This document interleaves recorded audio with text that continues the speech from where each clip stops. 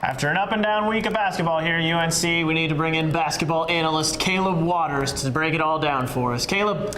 Thanks, Rivers. I'm surprised you guys allowed me back here after what I said about Justin Jackson a couple weeks ago, but hey, it looks like it may have inspired him.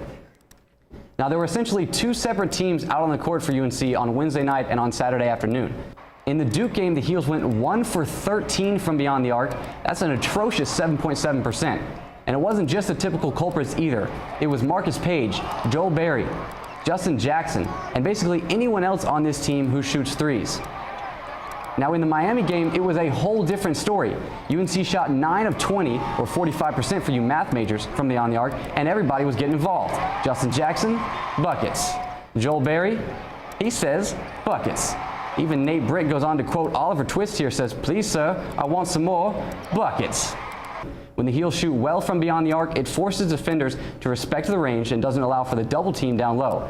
At their best, Bryce and Kennedy, with some off-the-bench production from Isaiah Hicks, of course, are one of the most dominant front courts in the NCAA.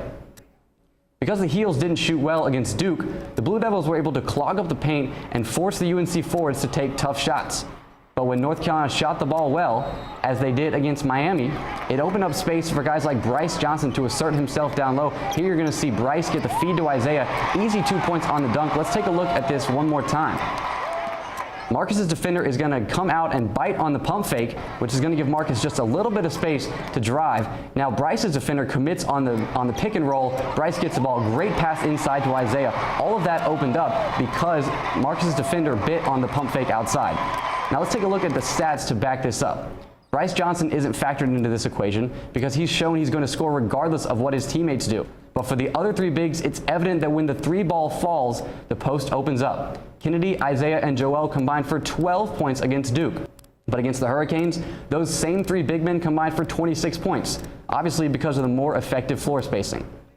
Now, Rivers, as we get into the last leg of the season, UNC is going to have to shoot the ball well. If the Heels can't make the three consistently, I think they're going to lose close games. And finally, Rivers, I want to bring something up. I think we may have a conspiracy theory on our hands.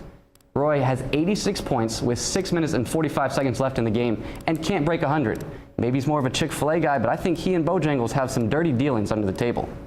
Well, that's a controversial opinion. First, you're on here ragging about Justin Jackson, and then you come on with a Duke tie and hey, for the record, Roy these are my high school colors. Go Cougars. All right, that's all we got. Thank you, Caleb, for the basketball analysis. Basketball analyst Caleb Waters. Thanks.